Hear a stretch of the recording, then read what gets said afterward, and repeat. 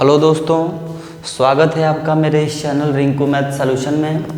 आज हम पढ़ेंगे आयत और वर्ग। आयत और वर्ग अक्सर आपको क्लास में भी मैं बताता रहता हूँ। आयत और वर्ग बच्चे कुछ भूल जाते हैं। आयत और वर्ग आज समझेंगे। आयत और वर्ग के बारे में समझेंगे, बिल्कुल आसान भाषा में, बिल्कुल ध्यान से समझिएगा। आयत क्या होता है, वर्ग क्या होता है ना। देखिए, आयत को समझते हैं पहले ना। आयत, जो आयत होता है, देखिए आयत चार भुजाओं से बनी हुई ऐसी आकृति होती है, पूरी तरह से बंद ऐसी आकृति होती है जिसके आमने सामने की भुजाएं बराबर और समांतर होती हैं। आयत ऐसी आकृति जिसके आमने सामने की भुजाएं बराबर और समांतर होती हैं, ये होता है आयत। देखिए चार भुजाएं हैं, मान लीजिए हम इसका नाम रख दिए ए बी सी डी। ये चार भुजाएं हैं, एक भुजा ए बी है, एक बी सी है, एक सी डी है और एक डी ए है, चाहे ए डी है। ये चार भुजाओं से बंद है पूरी तरह आकृति, लेकिन इसकी एक खूबी है कि इसके आमने सामने की भुजाएं क्या है, बराबर है।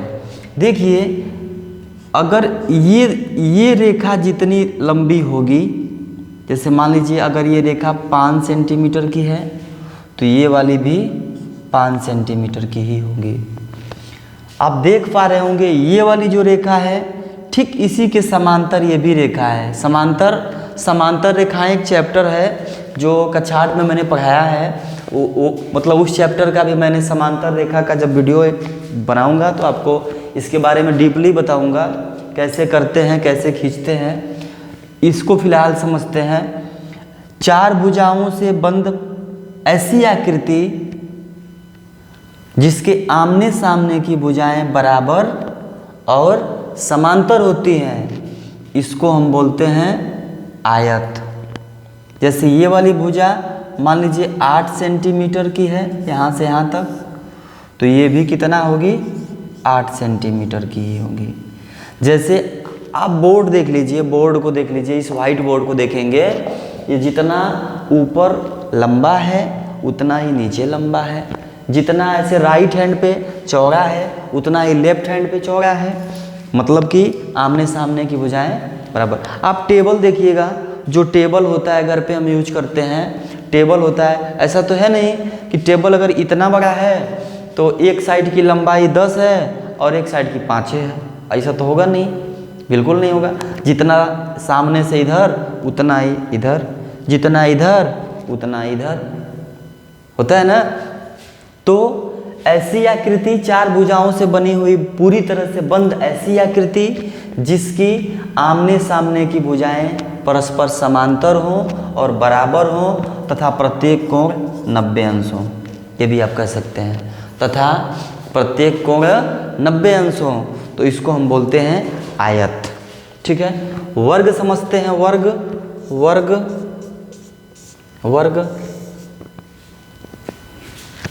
वर्ग समझिए, चार भुजाओं की बनी हुई ऐसी आकृति, चार भुजाओं से बनी हुई पूरी तरह से बंद ऐसी आकृति जिसकी चारों भुजाएं एक बराबर हों, ये भी, ये भी, ये भी।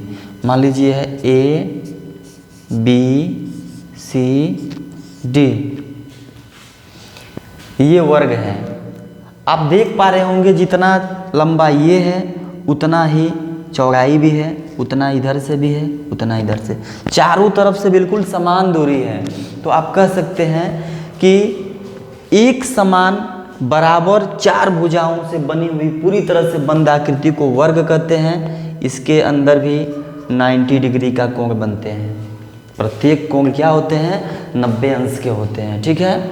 इसमें भी होते हैं इसमें भी होते हैं। फर्क सिर्फ इतना है कि आयत के आमने सामने की भुजाएं बराबर हो रही हैं। जैसे ये 8 है तो इसके सामने एक भुजा ये वाली 8। इसको हम सम्मुख भुजा कहते हैं। आप समझिएगा, जब हम कोण बताएंगे, कोण एक चैप्टर पढ़ाएंगे, तो हम सम्मुख भुजाएं, सम्मुख कोण, सारी चीज़ पे चर्चा करेंगे। जैसे BC है, BC के सम्मुख, इसके ठीक सामने सम्मुख भुजा AD है। संलग्न भुजाएं बताएंगे, जैसे BC भुजा है, इसमें AB जो है इससे लगी हुई है एकदम BC से, यानी संलग्न इसको बोलते हैं। आगे के बाद में हम बताते हैं इसको। ये अब समझ लिए होंगे, आयत ऐसी 4 भुजाओं से बंद, पूरी तरह से ऐसी आकृति जिसके आमने सामने की भुजाएं समांतर और बराबर होती हैं, इसको हम बोलते हैं आयत। वर्ग 4 भुजाओं से बनी हुई ऐसी आकृति जिसकी चारों भुजाएं बिल्कुल समान हो। जैसे अगर ये 5 सेंटीमीटर की है तो ये भी 5 सेंटीमीटर की होगी, ये भी 5 सेंटीमीटर की होगी, ये भी 5 सेंटीमीटर की। दोस्तों आप समझिएगा, ये दोनों आकृतियाँ 2D बोली जाती हैं। 2D आप जानते होंगे, 2 डायमेंशनल, द्विविमीय बोलते हैं इसको हिंदी में। इसमें सिर्फ लंबाई और चौड़ाई होती है। ऐसी आकृतियाँ जिसमें सिर्फ लंबाई और चौड़ाई होती हैं उसको हम द्विविमीय बोलते हैं। इंग्लिश में 2D, 2 डायमेंशनल बोलते हैं। जो ऐसी आकृतियाँ जिसमें लंबाई, चौड़ाई और ऊंचाई तीनों होती हैं उनको हम 3D बोलते हैं। ठीक है, चलिए, ऐसी आकृतियों में सिर्फ 2 चीज़ पूछता है दोस्तों, सिर्फ 2 चीज़ पूछता है। एक परिमाप पूछता है और एक क्षेत्रफल पूछता है। क्षेत्रफल पूछता है। सबसे पहले आप समझिए परिमाप क्या होता है। इस पे तो मैंने एक वीडियो बनाई है, आप हमारे चैनल पे जाके देख सकते हैं। परिमाप 2 शब्द से मिलकर बना है, एक परि, एक माप। परि मतलब होता है चारों तरफ, माप मतलब मापना। जैसे कि ये मैंने आयत बनाया था, इस आयत का अगर हम परिमाप बताएं, कोई बोले कि इस आयत का परिमाप बताइए, परिमाप मतलब कि चारों तरफ से मापना। जैसे ये यहाँ से A से B तक आएंगे तो 5, B से C तक गए तो 8, 8 5 13, फिर यहाँ से 5 गए, 13 5 18, 18 से फिर इधर 8 आए, 18 8 26, यानी 26 सेंटीमीटर इसका क्या हो गया, परिमाप। जैसे कि मैंने वृत्त वाले चैप्टर में मैंने बताया था कि जो वृत्त होता था उसको अगर हम कैंची से काट दें, सीधा ऐसे कर दें, जो वृत्त की लंबाई होती थी उसको हम परिधि बोलते थे। और वहीं परिधि इसमें 2D आकृतियाँ जो भी, जैसे ये आयत हैं चाहे वर्ग हैं, इसी को हम परिमाप इसमें बोलते हैं। हालांकि वृत्त भी एक 2D ही आकृति है, लेकिन परिमाप को ही वृत्त में हम परिधि बोलते हैं, लेकिन इसमें परिमाप बोलते हैं। अगर कोई बोलेगा कि इस वर्ग का परिमाप बताओ, परिमाप मतलब चारों तरफ से मापना, तो 5 ये हो गया, 5 ये 10, 5 15, 5 20। यानी कि आप समझ पा रहे हैं कि चारों भुजाएं जब बराबर हैं तो इस वर्ग का अगर हम परिमाप पूछा जाए कि वर्ग का परिमाप क्या होता है, तो लिख सकते हैं 4 गुणे भुजा। अब मान लीजिए 4 बच्चे हैं किसी के घर, कोई बोले कि मम्मी मैं 4 रोटी खाऊंगा, दूसरा वाला भी बोले मम्मी मैं भी 4 खाऊंगा, तीसरा भी बोले, चौथा भी बोले, तो क्या उनकी मम्मी ऐसे जोड़ेंगी कि 1 2 3 4 ये खाया तो फिर 5 6 7 8, ऐसे नहीं गिनेंगी। लोग क्या करते हैं, 4 बच्चे हैं तो 4 4 खा रहे हैं तो 4 चौको 16 कर लेते हैं। ऐसे ही 4 गुणे भुजा, जब चारों भुजाओं को एक बार एक ही साथ जोड़ने से अच्छा है, अब हम करें 5 + 5 + 5 + 5, उससे अच्छा हम 5 चौको 20 नहीं कर सकते हैं, तो इसी को हम लिखा जाता है 4 गुणे भुजा। अगर इसका हम परिमाप निकालें तो 4 गुणे भुजा, भुजा मतलब जो इसके एक भुजा की लंबाई है कितनी है, 5 सेंटीमीटर, तो 4 गुणे 5 सेंटीमीटर मतलब 5 चौको 20, यानी 20 सेंटीमीटर इसका क्या आ गया, परिमाप। वर्ग का परिमाप 4 गुणे भुजा, इस चीज़ को आप बिल्कुल नहीं भूलेंगे, वर्ग का परिमाप होता है। ऐसे ही अगर हम इसके परिमाप की बात करें, आयत के परिमाप की बात करें, तो आप ध्यान से समझिएगा बच्चों, इसमें आयत में एक तो लंबाई हो गई, एक चौड़ाई हो गई, एक लंबाई और एक चौड़ाई। हमने बताया था कि आमने सामने की भुजाएं बराबर होती हैं आयत में। जैसे जो लंबाई है लंबाई के बराबर, चौड़ाई चौड़ाई के बराबर, यानी सबको जोड़ेंगे। यही तो परिमाप होता है कि बाहर बाहर से पूरा नाप देना है इसको। तो अगर हम जोड़ा जाए इसको तो एक बार इसकी लंबाई कितनी थी, एक बार इसकी लंबाई थी 8, फिर इसकी लंबाई है 8 प्लस एक बार इसकी चौड़ाई है 5, फिर इसकी चौड़ाई है 5। जोड़ेंगे तो 5 5 10 और 8 8 16, 16 और 10 हो गया 26। तो इसका 26 क्या हो गया, परिमाप। इसी को दोस्तों जो इसका जब हम सूत्र बनाते हैं, परिमाप का जब हम सूत्र बनाते हैं तो लिखते हैं आयत का परिमाप, आयत का परिमाप बराबर सारी परि मतलब चारों तरफ, माप मतलब मापना, तो सारे लोगों को जोड़ देंगे। जैसे एक बार लंबाई, फिर एक लंबाई है, 2 बार लंबाई है, एक ये लंबाई, एक ये लंबाई, एक ये चौड़ाई, एक ये चौड़ाई, फिर चौड़ाई प्लस चौड़ाई।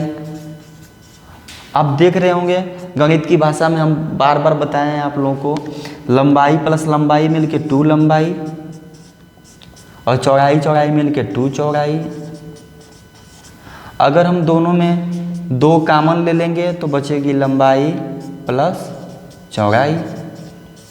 यही होता है आयत के परिमाप का सूत्र, आयत का परिमाप। ठीक है, इंग्लिश में हम बोलते हैं पेरीमीटर, पेरीमीटर, आयत को बोलते हैं रेक्टेंगल। ठीक है, तो आयत का परिमाप होता है 2 गुणे लंबाई धन चौड़ाई। कोष्टक का मतलब गुणा होता है, आपको बताने की जरूरत है नहीं, आप जानते हैं। इसी तरह परिमाप इसका हमने निकाल लिया, चारों तरफ से मापना था, चारों भुजाएं बराबर थी तो 4 गुणे भुजा कर दिया। यहाँ पे लंबाई लंबाई के बराबर थी, चौड़ाई चौड़ाई के बराबर थी, सबको आपस में जोड़ा तो 2 लंबाई 2 चौड़ाई, 2 कॉमन लिया, लंबाई प्लस चौड़ाई। अब वर्ग का हम क्षेत्रफल आते हैं, वर्ग के क्षेत्रफल की बात करें तो वर्ग का क्षेत्रफल, वर्ग का क्षेत्रफल दोस्तों आप जानते होंगे वर्ग को इंग्लिश में बोलते हैं स्क्वायर, क्षेत्रफल को बोलते हैं एरिया। आप क्षेत्रफल के बारे में एक मैंने वीडियो बनाई, उसमें आप जानिएगा क्षेत्रफल कहते हैं किसे, फिर भी मैं बताता हूँ। कोई भी वस्तु किसी समतल पे अगर रख दें, वो वस्तु जितना स्थान घेर लेती है, जितना स्थान ढक लेती है, वही स्थान उस वस्तु का क्षेत्रफल कहलाता है। जैसे ये बोर्ड मैंने लगाया है, व्हाइट बोर्ड, दीवार पे ऐसे लगाया है, तो दीवार जितना दूर तक ये ढक चुकी है उतना ही दूरी, उतना ही स्पेस जो जितना ढका है इस बोर्ड से, इस बोर्ड का वही क्षेत्रफल होता है। ठीक है, तो वर्ग का क्षेत्रफल दोस्तों निकालते हैं तो इसका फार्मूला होता है भुजा गुणे भुजा, साइड इंटू साइड या भुजा का वर्ग। जब आप जानते हैं वर्ग में चारों भुजाएं बराबर होती हैं तो किसी एक भुजा का, जैसे 5 सेंटीमीटर के भुजा के वर्ग के आकार का एक कोई वर्ग है, इसका बोले कोई एरिया बताइए क्षेत्रफल, तो बस आप 5 का वर्ग कर देंगे, 5 5 25। ठीक है, ऐसे कर दें भुजा का वर्ग। वर्ग का क्षेत्रफल क्या होता है, भुजा का वर्ग। ठीक है, वर्ग का क्षेत्रफल आप समझ लिए। आयत का क्षेत्रफल समझते हैं, आयत का क्षेत्रफल, आयत का क्षेत्रफल, इसका क्षेत्रफल दोस्तों बहुत आसान होता है निकालना। इसका क्षेत्रफल लंबाई गुणे चौड़ाई, सिर्फ इतना ही है, बोलने की बात नहीं है, बिल्कुल आप नहीं भूलेंगे। आयत का क्षेत्रफल होता है लंबाई गुणे चौड़ाई। जैसे इसकी 8 सेंटीमीटर थी, जैसे इसकी 8 सेंटीमीटर थी आयत की, और चौड़ाई 5 सेंटीमीटर थी, गुणे 5 सेंटीमीटर। तो अगर गुणा करेंगे तो 8 5 40, यहाँ सेंटीमीटर है, ये भी सेंटीमीटर है। सेंटीमीटर और सेंटीमीटर का जब गुणा होगा तो वर्ग सेंटीमीटर हो जाएगा। तो आप कभी भी भूलेंगे नहीं, जब हम क्षेत्रफल निकालेंगे तो वर्ग सेंटीमीटर या वर्ग मीटर या वर्ग किलोमीटर जैसी यूनिट दी गई होगी, आप वर्ग भूलेंगे नहीं। अगर आप वर्ग भूल गए तो आपका सवाल गलत माना जाएगा। ऐसे ही वर्ग का जो क्षेत्रफल होता है, जैसे वर्ग का क्षेत्र, यहाँ भुजा हमने 5 लिया था, जैसे वर्ग का क्षेत्रफल देखा जाए तो मैंने बताया अभी कि भुजा का वर्ग होता है।